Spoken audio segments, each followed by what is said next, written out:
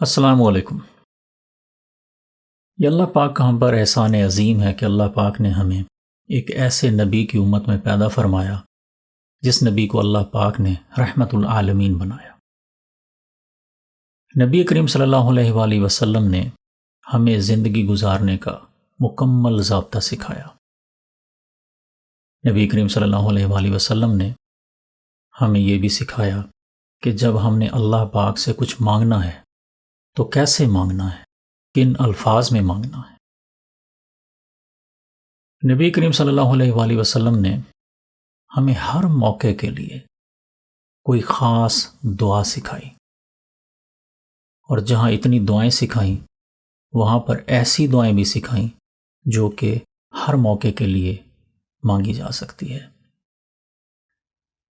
امام مسلم رحمہ اللہ نے حضرت طارق بن اشیم رضی اللہ تعالیٰ عنہ سے ایک روایت نقل کی ہے کہ جب کوئی شخص اسلام قبول کرتا تو نبی کریم صلی اللہ علیہ وسلم سب سے پہلے اسے نماز سکھاتے اور اس کے بعد اسے کہتے کہ اپنے اللہ سے ایسے مانگو، اللہم اغفر لی ورحمنی واہدنی وعافنی وارزقنی۔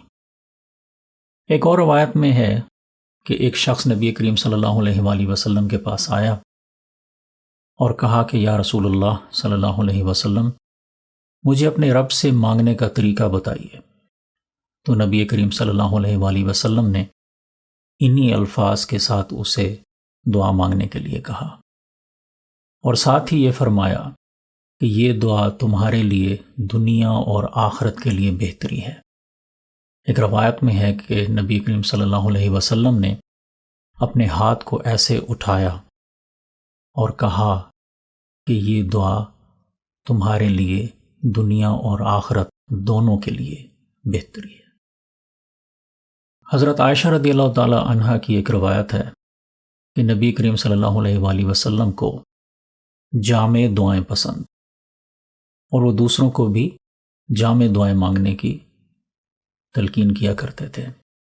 اب جامع دعا کیا ہوتی ہے کہ جس میں الفاظ تو بہت مختصر ہوں لیکن اس کے معنی بہت وسیع ہوں۔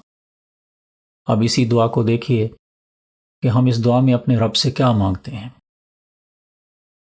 ہم کہتے ہیں اللہم اغفر لی، اے اللہ میری مغفرت فرما، میرے گناہوں کو معاف فرما، چھوٹے گناہوں کو، بڑے گناہوں کو، دانستہ کیے گناہوں کو، غیر دانستہ کیے گناہوں کو، سب گناہوں کو معاف فرما۔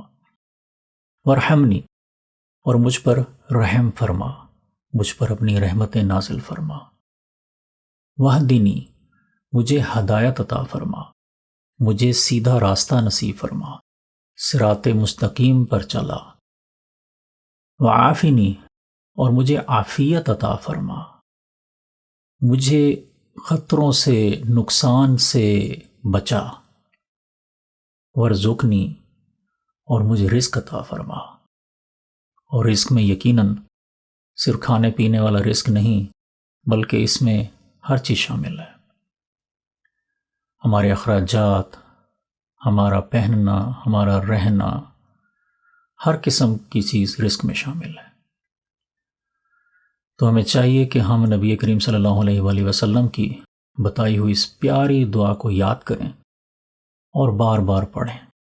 اس طرح پڑھیں کہ ہمارے زبان پر یہ جاری رہے، اللہم اغفر لی ورحمنی واہدنی وعافنی ورزقنی، اللہم اغفر لی ورحمنی واہدنی وعافنی ورزقنی، اللہم اغفر لی ورحمنی واہدنی وعافنی ورزقنی۔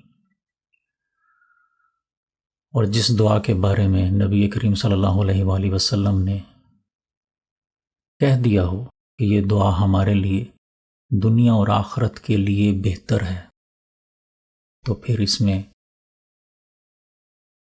کسی قسم کی، کسی شک کی گنجائش نہیں کہ یہ دعا ہمارے لیے بہتری کا سبب کسی بھی حال میں نہ بن سکتی ہو۔ دعا میں یاد رکھیے۔ السلام علیکم۔